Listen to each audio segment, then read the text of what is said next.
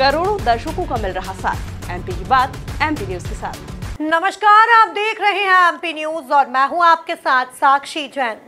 मध्य प्रदेश की बुधनी और विजयपुर विधानसभा सीट पर हो रहे उपचुनाव का शोर अब थम गया है।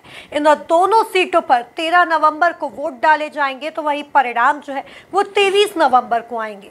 वही प्रचार थमने के बाद दोनों ही दलों ने अपनी अपनी जीत का दावा भी ठोका है। इसी के अधिक जानकारी के लिए हमारे साथ हमारे संवाददाता संदीप मीणा जुड़ गए हैं। संदीप, बुधनी और विजयपुर में चुनाव प्रचार का शोर थम गया है। दोनों ही पार्टी जो है वो अपनी अपनी जीत का दावा भी कर रही है, क्या जानकारी है? बिल्कुल, देखिए कि बुधनी उपचुनाव और विजयपुर उपचुनाव को लेकर आज प्रचार का आखिरी दिन था और तमाम दोनों ही दलों के जो तमाम बड़े नेता थे, शिवराज सिंह चौहान की बात करें और केंद्रीय मंत्रियों की बात करें और जितने भी मध्य प्रदेश के मंत्री, विधायक, सांसद, पूर्व मंत्री, दोनों ही पार्टी के जो भी लीडर थे, स्टार प्रचारक, उन्होंने पूरे दमखम के साथ दोनों ही सीटों पर उपचुनाव का है जी जान से प्रचार किया है साक्षी, और जनता को जो है अपने माहौल में रंगने की पूरी कोशिश भी की है। बात करें हम बुधनी विधानसभा चुनाव क्षेत्र की, तो ये जो सीट है वो केंद्रीय मंत्री शिवराज सिंह चौहान के इस्तीफा देने के बाद खाली हुई थी। और वहीं विजयपुर की बात की जाए तो रामनिवास रावत जब भारतीय जनता पार्टी में शामिल हुए तो उन्होंने विधायकी पद से इस्तीफा दे दिया। ऐसे में दोनों ही सीटों पर चुनाव होना है।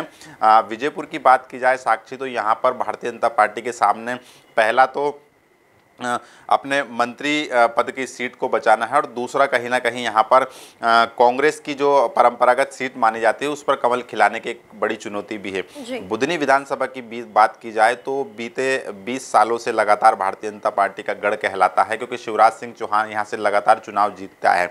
ऐसे में ये बड़ी प्रतिष्ठा का सवाल इसलिए भी बना है क्योंकि शिवराज सिंह चौहान के लिए ये नाक का सवाल बन गया। शिवराज सिंह चौहान का यह सीट गढ़ कही जाती है, लिहाजा मध्य प्रदेश ही नहीं बल्कि पूरे देश भर में बुधनी विधानसभा उपचुनाव की चर्चा है। तमाम बड़े नेता यहां पर चुनाव प्रचार करना है। जीतू पटवारी लगातार बुधनी में सक्रिय रहे। शिवराज सिंह चौहान, मोहन यादव, वीडी शर्मा, पूर्व केंद्रीय मंत्री कांग्रेस की तरफ से अरुण यादव, दिग्विजय सिंह जैसे तमाम दिग्गज जो नेता हैं वो पूरी फौज जो है बुधनी के सियासी दंगल में पूरा अपना दम दिखाते आई है। दोनों ही पार्टी जीत का दावा भी कर रही है साक्षी। अगर देखा जाए तो बुधनी में जैसे कि मैंने बताया कि शिवराज सिंह चौहान का गढ़ कहलाती है ये सीट, लेकिन यहाँ पर इस बार चुनाव बेहद दिलचस्प हो चला है क्योंकि कांग्रेस ने राजकुमार पटेल को अपना कैंडिडेट बनाया है और राजकुमार पटेल को लेकर लंबे समय से बुधनी की जनता या कांग्रेस के कार्यकर्ता ये मांग कर रहे थे कि अगर उनका प्रत्याशी हो तो राजकुमार पटेल जैसा ही हो। रमाकांत भार्गव को भी प्रत्याशी भारतीय जनता पार्टी ने बनाया है। वो पूर्व सांसद रहे विदिशा लोकसभा सीट से, और कहीं ना कहीं यहाँ पर ये चुनाव दिलचस्प इसलिए देखने को मिल रहा है साक्षी क्योंकि रमाकांत भार्गव को लेकर जनता कहीं ना कहीं नाराज नजर आ रही है। जनता का आरोप है कि रमाकांत भार्गव लोकसभा के जब सांसद थे उस समय क्षेत्र में सक्रिय नहीं थे, जनता के लिए कोई बड़ा फायदा उन्होंने नहीं पहुंचाया। लेकिन शिवराज सिंह चौहान इससे उलट जवाब देते हैं। वो कहते हैं कि इस बुधनी विधानसभा क्षेत्र में तमाम जो काम हुए विकास के वो रमाकांत भार्गव ने अपने सांसद निधि से या संसदीय क्षेत्र से करवाए हैं, लेकिन ये बात अलग है कि वो मुख्यमंत्री थे शिवराज सिंह चौहान, तो ऐसे में रमाकांत का भार्गव का जो नाम है वो विकास कार्यों में नहीं आता था। शिवराज सिंह चौहान का नाम हर विकास कार्यों को लेकर हो जाता था। ये दोनों ही दल अपने अपनी जीत का दावा कर रहे हैं साक्षी। विजयपुर में बात की जाए तो जो माहौल नज़र आ रहा है कांग्रेस को अपने पक्ष में नज़र आ रहा है। आदिवासी वोटर्स को लेकर जो कांग्रेस है वो कहीं ना कहीं पूरी तरीके से आश्वस्त नज़र आ रही है। उन्हें लग रहा है कि विजयपुर में जो अपनी कांग्रेस की परंपरा का सीट है जीतू पटवारी, वो कहीं ना कहीं बचाने में सफल होंगे। फिलहाल बात करें तो 11 तारीख की शाम 5 बजे दोनों ही सीटों पर उपचुनाव का शोर थम चुका है साक्षी, और निर्वाचन आयोग ने चुनाव प्रक्रिया संपन्न कराने की पूरी तैयारी भी कर ली है। और जिस तरीके से देखा जाए तो दोनों सीटों को लेकर चुनाव आयोग ने कड़े निर्देश दिए हैं कि निष्पक्ष, स्वतंत्र और शांतिपूर्वक मतदान के लिए तमाम जो रिटर्निंग अधिकारी है, जो मतदान दल है, वो 13 तारीख को यानी कि दोनों ही विधानसभा सीट पर तैनात हो जाएगा और दोनों ही सीटों पर किस तरीके से शांतिपूर्ण तरीके से मतदान हो इसकी प्रक्रिया शुरू होगी।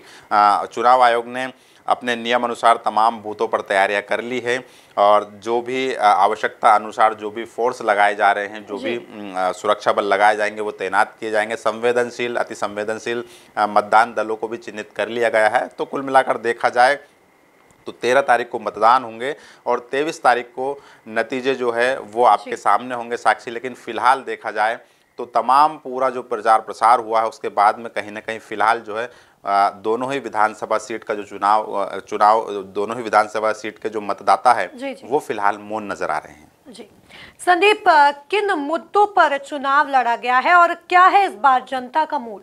बिल्कुल, देखिए साक्षी की बुधनी विधानसभा की बात की जाए तो यहाँ पर लगातार कांग्रेस विकास के मुद्दों की बात करती आई हुई, किसानों के हित की बात करती आई है, लेकिन यहाँ पर भारतीय जनता पार्टी भी विकास के मुद्दे पर चुनाव लड़ रही है।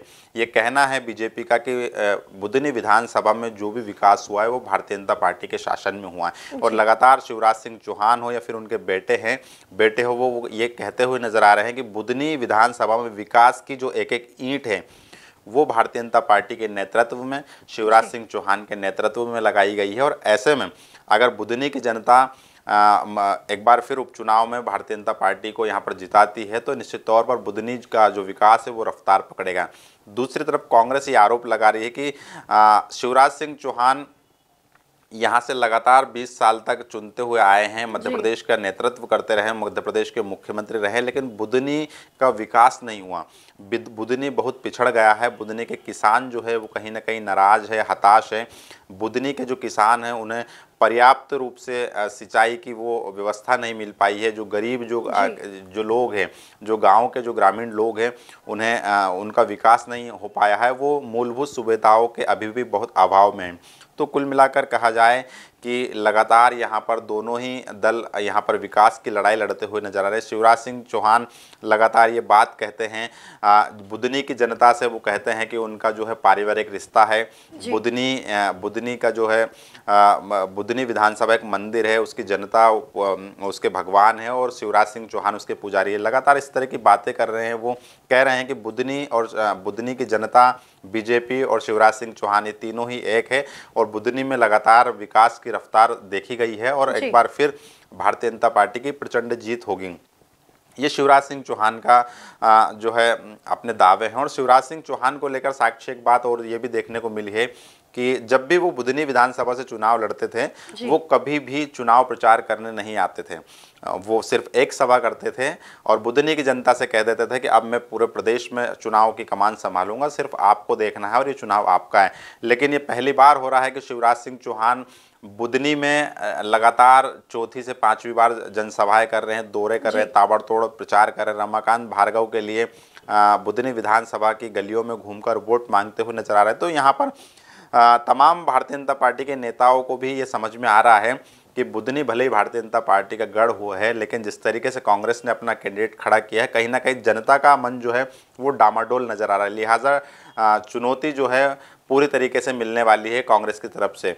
विजयपुर की बात की जाए तो विजयपुर में यहाँ पर कांग्रेस जो चुनाव लड़ रही है वो बिकाऊ और टिकाऊ के मुद्दे पर लड़ रही है। क्योंकि रामनिवास रावत जिस तरीके से कांग्रेस छोड़कर भारतीय जनता पार्टी में शामिल हो जाते हैं तो कांग्रेस इसी मुद्दे को लेकर जनता के बीच में जा रही है कि जो जनता ने जो अपना नेता चुना था उस नेता ने अपने वोट का सौदा कर लिया, यानी कि जनता का जो जनादेश था उसका सौदा करके वो भारतीय जनता पार्टी में शामिल हो गए। लेकिन यहाँ पर बीजेपी का कहना है कि कांग्रेस में रहकर रामनिवास रावत विजयपुर का विकास नहीं कर पा रहे थे, लिहाजा विजयपुर की जनता और विजयपुर के क्षेत्र का विकास करने के लिए रामनिवास रावत ने भारतीय जनता पार्टी में की सदस्यता ली है और बीजेपी में शामिल हुए। और उनका यह भी कहना है कि रामनिवास रावत विजयपुर ही नहीं बल्कि संपूर्ण श्योपुर जिले का विकास करेंगे, क्योंकि चूंकि वो मंत्री है, कैबिनेट मंत्री का दर्जा है, तो निश्चित तौर पर ही जब एक मंत्री होता साक्षी तो उसके ऊपर बड़ी जिम्मेदारी भी होती है। कहीं ना कहीं ये तमाम मुद्दे हैं जिनको लेकर दोनों ही दल जनता के बीच में पहुंचे। लेकिन जैसा कि मैंने कहा है कि फिलहाल जनता खामोश है, शांत बैठी हुई है। तमाम दोनों ही दलों के बड़े नेता यहाँ पर चुनाव प्रचार कर चुके हैं और जनता के बीच में जा चुके हैं, गुहार लगा चुके हैं, वोट मांग चुके हैं। लेकिन जनता जो है मौन नज़र आ रही है और जनता के मन में क्या है वो अभी क्लियर नहीं हो पा रहा है। ये क्लियर होगा 23 तारीख को आने वाली, जब 13 तारीख को मतदान होगा और जो जनता है वो दोनों ही विधानसभा सीटों की प्रत्याशियों की जो सियासी किस्मत है उसको ईवीएम में कैद कर देगी। और 23 तारीख को जब ईवीएम खुलेगी तो निश्चित तौर पर ही जो परिणाम आएंगे वो हमारे सबके सामने होंगे और ये भी साफ पता चल जाएगा कि जनता ने अपना जो है जनादेश कौन से नेता को चुना है और किसे विधानसभा के सदन के अंदर भेजा है। जी, तो कुल मिलाकर देखा जाए तो मध्य प्रदेश की 2 सीटों पर होने वाले उपचुनाव, बुधनी और विजयपुर में होने वाले उपचुनाव को लेकर अब प्रचार प्रसार का दौर जो है वो अब थम गया है। दोनों ही पार्टी कांग्रेस और बीजेपी अपने अपने जीत के दावे ठोकती भी नजर आ रही है। वहीं आपको बता दें कि चुनाव जो है वो 13 नवंबर को होने वाले, जिसके परिणाम 23 नवंबर को सभी के सामने आ जाएंगे। देखना होगा कि जनता अपना मत किसको देती है और अपना आशीर्वाद किसको देती है। ऐसे और भी अपडेट्स के लिए आप बने रहिए एमपी न्यूज के साथ। नमस्कार।